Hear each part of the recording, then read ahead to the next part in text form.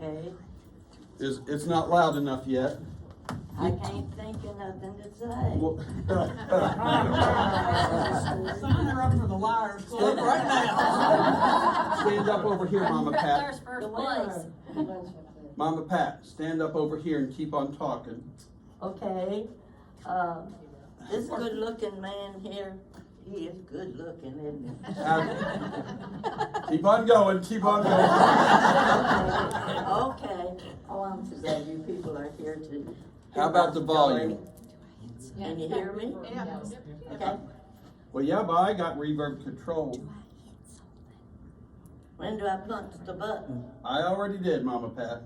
Well, I got one I'm supposed to. I punch punched too. it. Okay, Does she need to move this up a little bit higher? No.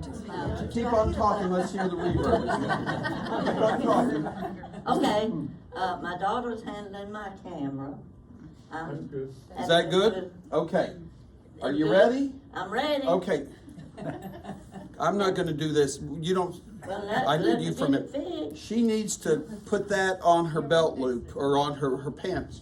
There's a little clip on the back and I'm not gonna get into all that. She needs to put it somewheres. Oh, while she's getting ready, y'all noticed how dry I got last night? I was afraid you all be getting up and down. We got a bucket of water for everybody to share. And because we don't want germs being carried around and y'all to get the COVID, for the spellers, we have a silver dipper. And for the women's, we have this one. So we don't want you to share and get germs or anything. So if y'all get thirsty, come over to this side and get yourself a drink. It's good water. I went all the way down to the river. So we wouldn't have no chlorine or chlorophyll or anything in it. Okay, Mama Pat, it's your turn now. Okay. 1942, I'm 6 years old. We've just been through a long depression. Not 10 years, it's more like 12 years. Ran right into World War II. The United States had declared war against Japan. My dad had been doing the CCC work all those years, wherever he could find a job. He was a builder. He could build anything. He had built bridges, churches, schools, whatever you needed, he could build it. So he has a job in Campton, Kentucky. He's going to build an elementary school there, and it's summertime, so Mama can pick up a few of us kids. There are only 9 of us, and she's going to take us to Campton to spend the summer. Daddy rented a house there, and it was from a young dentist. He had joined the Army. His wife had gone to Lexington to get a job, and we were going to live in their house. Now they left furniture, nice furniture, big, tall, beautiful secretary in the living room. They even had oriental rugs on the floor. We didn't have things like that back home. So we're going to spend the summer there. At the end of the summer, Daddy has finished building the elementary school. This is for the CCC program. Excuse me. We're going back home because I'm going to have to go to school. Going to be in the 1st grade. 1 sister's in the 3rd grade and 2 sisters in high school. My 2 oldest sisters were married, and my older brother had joined the Army Air Corps. We get back home, we're in school. It's now April 1943. Daddy's out of work. He's looked everywhere for work. And he hears about a program that the federal government has come up with. Now, Roosevelt had already built North Dam. He was preparing for this program, and he needed the hydroelectric power from the dam and from Clinch River. So when Daddy heard that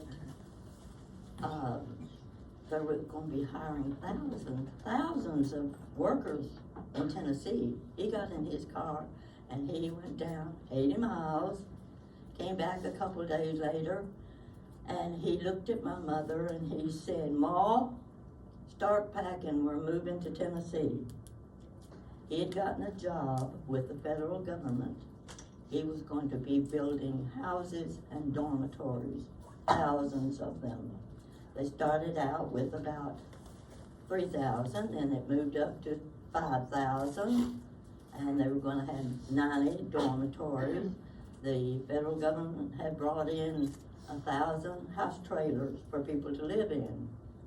Okay, it was just a few days and we were in Tennessee. He managed to find a place to live while we were going to be renting the house.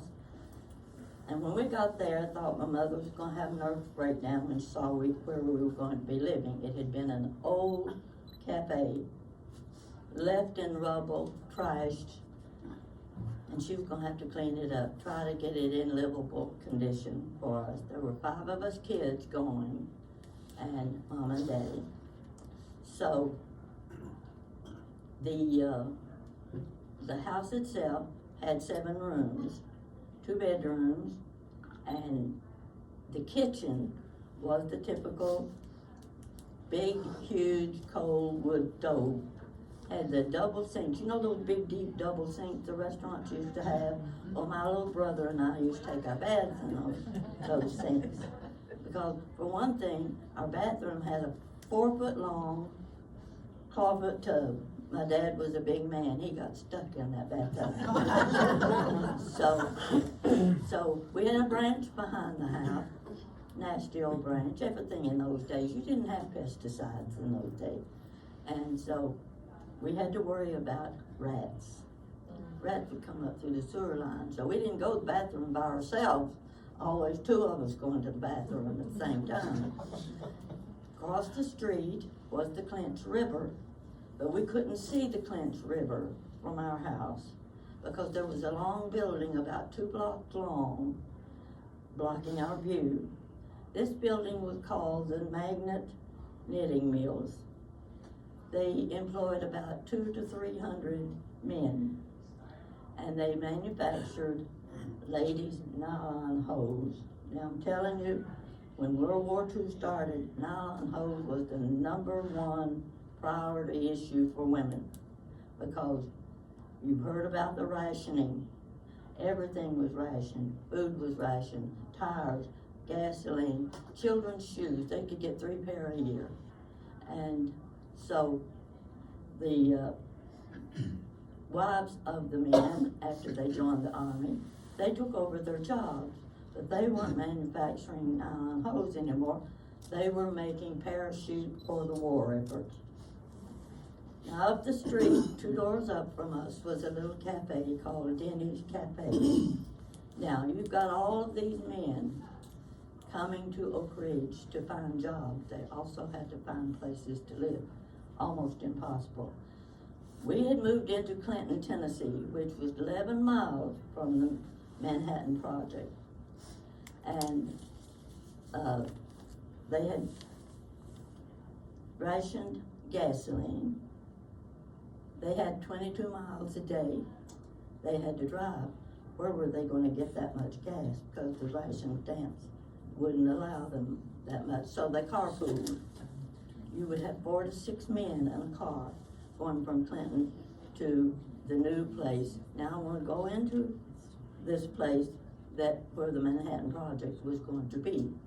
It was 60,000 acres of farmland, nothing but farm, no town, didn't even have a name.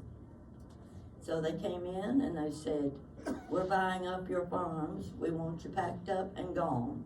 By December the 2nd, 1942. Those people were packed up and gone on that day. And some only had a couple of weeks to get ready. So they had to name the place, and one of the officials with the government said, "We'll call it Oak Ridge, Tennessee." Oak Ridge, 11 miles away from where we were living in Clinton, Tennessee. Now Clinton, Tennessee had about 3,000 residents, and overnight the residents increased to 6,000.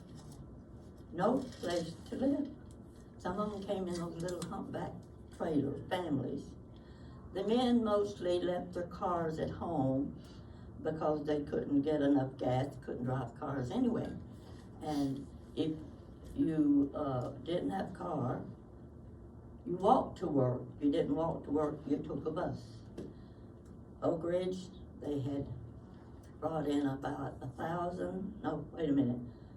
The buses, they brought in 800 buses.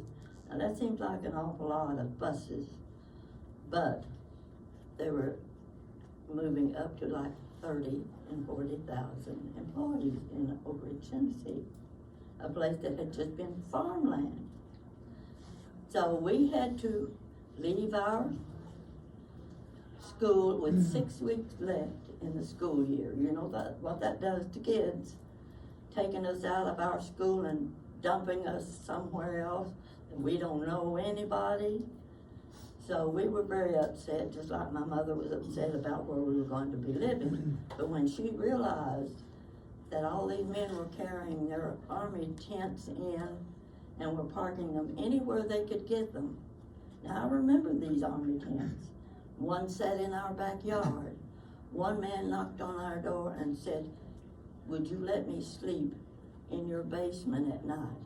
Our basement was a dirt floor basement with a big pile of coal in the middle, and he wanted to, that's the only place he could find to sleep. So if the town had increased and doubled in size, so did the school. What were you going to do with all of these students?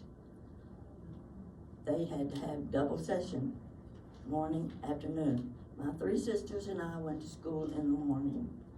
Now the first summer, when we were out of school, my 14-year-old sister got a job working at Denny's Cafe. She would get up at 5 o'clock in the morning and go up to prepare breakfast for all these men that would be coming in, getting in their cars, 4 to 6 to a car, headed for Oak Ridge. And in the afternoon, she would go back preparing for supper time. The men would sign their tickets on the back, put their names on, and they would list what they wanted for lunch the next day. Little brown bag lunches they were gonna have. And they would prepare those lunches in the evening. She worked till about 8 o'clock in the evening preparing those lunches. And the next morning, when the men came to get breakfast, they picked up their lunches, their thermos of coffee, and headed for Oak Ridge. Now, to describe a little more about Oak Ridge, there was a Oak Ridge Turnpike, went from Oak Ridge all the way through Oak Ridge to Clinton. And it was dirt road. We think of Turnpike as 4 or 6 lanes. It was a dirt road, and I'm talking about dirt. Everything was dirt until it rained. And when it rained, they were wading through mud above their ankles. Everybody wore galoshes. We had been there about 2 months. It was June. One Saturday afternoon, somebody knocked on our door, and Mama answered the door. 2 men are standing there. She recognized one of them. It was my Uncle John from Cumberland Gap. And she invited him in. She didn't know who the tall man was with him. And she said, "Wait just a minute, I'll get Dad, he's in the back of the house." She went through and she said, "Dad, you've got company." Daddy came into the living room. Of course, he saw Uncle John immediately. Uncle John was the oldest brother. My dad was the youngest of 11 siblings, and there was 26 years between them. They greeted each other, and Daddy looked over at this other man standing there, and my Uncle John said, "Hobart, I want you to meet your brother Wiley." My dad turned white in the face. He'd been a 13-year-old boy on a farm in Virginia. His dad died. His mother had died when he was a baby. And there he was left. Now he's a father of 9 children, and he hasn't seen this brother in 33 years. This brother had gone to Texas about 1910 to get a job there. Now he's ridden the bus to Tennessee to get a job in Oak Ridge. And you know who hired him? His brother, my dad. So he had been there just a few weeks. We had him on a folding cot in the living room. And one night, late after midnight, now first I want to tell you, there weren't many telephones in town. There weren't many telephones anywhere in those days. But the lady next door, she had a telephone, and she allowed my mother to use it for emergency. So it's after midnight, Daddy goes and answers the door, and here stands the lady next door. And she says, Mr. Easted, you've got a long distance telephone call. Who would be calling after midnight? Well, it might have been one of my sisters. They had babies too. Maybe they were sick. It was a commanding officer calling from Rapid City, South Dakota. Daddy had read in the newspaper the day before. He checked the newspaper every day for all of the information about the war. And there was an article about a plane crash in Rapid City, South Dakota. My brother was stationed in Cheyenne, Wyoming. No problem there. But he read the article, and of course they always give you the details on the plane crashes. This was a B-17 bomber, and it had 10 soldiers on board the plane. There was loaded on that plane 25,000 rounds of ammunition. There were 3 huge fuel tanks on the plane. The plane crashed and exploded, and the ammunition was flying like popcorn. 6 of the 10 men were killed. My brother was one of them. And I want to show you something. I added this into this story because I really wanted you to see this. I wanted you to see what it was like. This is something I picked up in Rapid City, South Dakota myself in 1998. That plane crash was 1943. There were 8 of us. We had a military historian with us. He brought his metal detector with him, and they went out on the edge of the farm, right where the tarmac was, where the plane crashed, and he started digging. He had a big garbage bag with him. He started digging.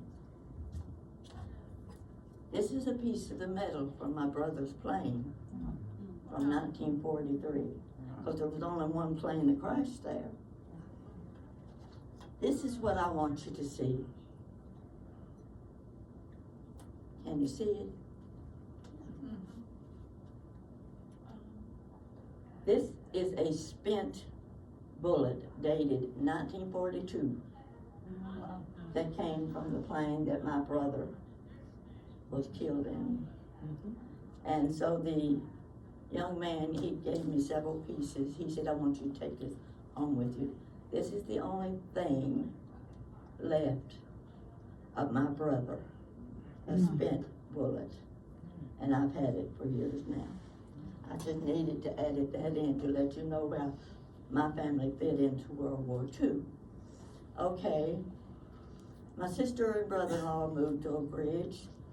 He was a chemist, and so he got a job in one of the plants. Now, my dad was building the alphabet houses, A, B, C, D, E, F. They moved into an A house, which was the smallest one, about 800 square feet. And we would go visit on weekends, on Sundays. Now, everybody in Oak Ridge had to wear a badge. You better not step out your front door without that badge on. My dad wore a badge, but he got passes for everybody in the family so we could go visit my sister in Oak Ridge. So we pull up to the Elza Gates. I'm sure you've all heard of the Elza Gates. We had to wait in line. There were men in uniform packing gun on their hip. Well, now for a 7-year-old, that's a pretty scary thing. When you see these men and they're searching every car. And I'm down in the seat, in the back seat, sliding down, looking over the window just barely enough to watch them because I'm afraid. I know they're gonna come and check our car too. They're looking for something suspicious. And they go into the suitcases, they look in the trunk, they even go into the women's purses looking for something that might not be allowed. So, we were going into the Elza Gate, which is the main gate to the city behind the fence. Everybody has heard of the city behind the fence, the #1 enemy target for the Japanese. Now back in Clinton, let's see how it was. We had the blackouts. You've seen blackouts in the old war movies. That's the scariest part of the movie, is when those lights are flashing and the sirens are blaring and the people are running in the streets trying to find shelter. We had the blackout drills. We never knew when there was going to be a drill. And we'd be in the house late at night and all of a sudden the siren would start blaring. Now that siren had to be heard throughout the rural area. It had to appear as if there was no human life in that part of Tennessee. You better not have a light on that can be seen through the window. My mother pulled the shades down, she closed the draperies, all the lights went off, and she even went over to the grate in the wintertime and stoked the fire enough, trying to get the light out of the fire. That siren blew from the magnet knitting mills across the street from us. We couldn't even hear ourselves think. She walked the floor, wringing her hand. My sister, one next to me, we sat in the floor and we just hugged each other. That's all we could do till the siren quit. So that was what we had. Might as well have been real because we didn't know if it was a drill or if the Japanese had broken through the lines and were going to bomb Oak Ridge, Tennessee. Now it was in 1944, another sister moved to Oak Ridge. She lived with my oldest sister at first. And she got a room in the dormitory. So she had to ride a bus back and forth from work to the dormitory. She was working for Eastman Chemical Company that made uranium for the war effort. Now back home, we've got all this rationing going on, and the men, of course, were sharing their ration stamp.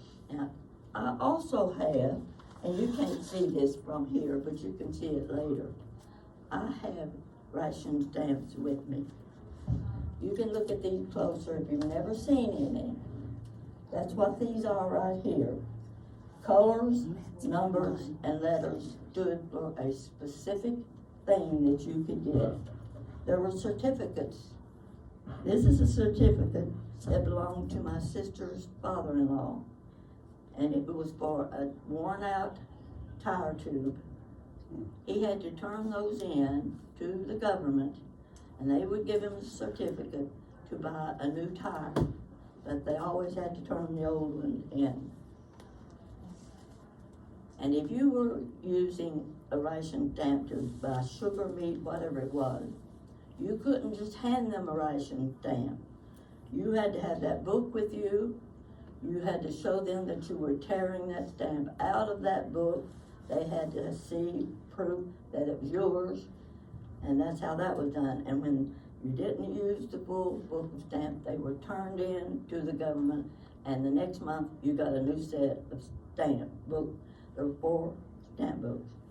So the ration program, and I will say this, there was no price gouging in the war, during the war. No price gouging. So it wasn't who could have the highest price on the product, if they could get the products. Okay, I don't think I've left anything out that's pertinent, but we had our own little friend that we met, my sister and I. We were 7 and 9 years old. Now this is one of the best parts. You gotta tell what the children did. The parents didn't talk about the war in front of the children. And we were living normal lives, as we always had been. The only problem was being able to feed your family well enough. Mama prepared Daddy's lunchbox, the big black lunchbox with a thermos in it. Daddy had that lunchbox for years and years. She would fix his lunch, and I would wait. Picture this today.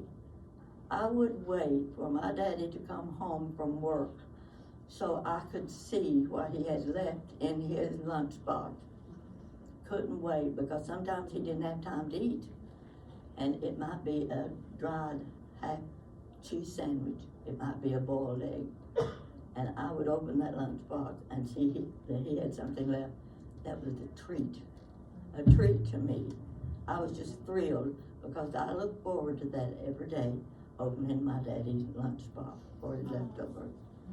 That was life for a child. The Clinch River was right behind the magnet knitting mills. Above that was this beautiful big white house, 2-story house. Oh, I thought it was the first thing I'd ever seen. It looked like it came out of Mississippi or New Orleans. And Patsy and Linda lived there. They were our age. And we would play up there every day. Behind their house, there wasn't a space that big at the corner of their house that you could go behind the house to the riverbank. The riverbank was like this, covered with vines. There's 4 little girls playing on the riverbank. And we're sliding down the riverbank, men sitting on the edge of the river fishing. You think my mother allowed us to do that? No.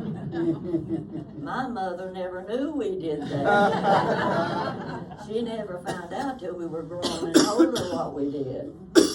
Now, we're getting up to 1945. It is, I need to turn this way too. You people aren't good. I don't mean to leave you out. It's April 1945. Roosevelt had just been re-elected president. 3.5 months, he dies. Harry Truman takes over as president. Now, you may not know this, maybe you do. He knew nothing about the Manhattan Project, nothing. He did not know they were building an atomic bomb. And he's now the president of the United States. And he has to make the decision as to whether or not we were going to carry those atomic bombs across the ocean and bomb Japan. August 1945, he issued the order, and the United States bombed Hiroshima and Nagasaki. That ended World War II. The majority of these workers in Oak Ridge went back home. My family went back home, which happened to be Corbin, Kentucky. And that was the end of World War II. Now I'm standing before you today as the last generation that can give you personal stories about World War II and about what happened in Oak Ridge, Tennessee. I was there with my family. I remember a lot of things, bits and pieces of things, but things that were scary and other things were just normal, because I was 7 to 9 years old during that 2 years. And what I'm saying to you is, if you are of my generation, if you have personal stories, tell the stories to your family and your friends.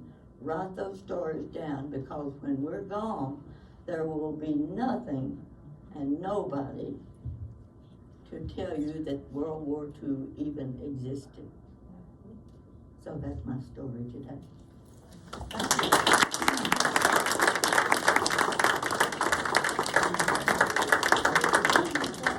drop the bullets. Oh my gosh.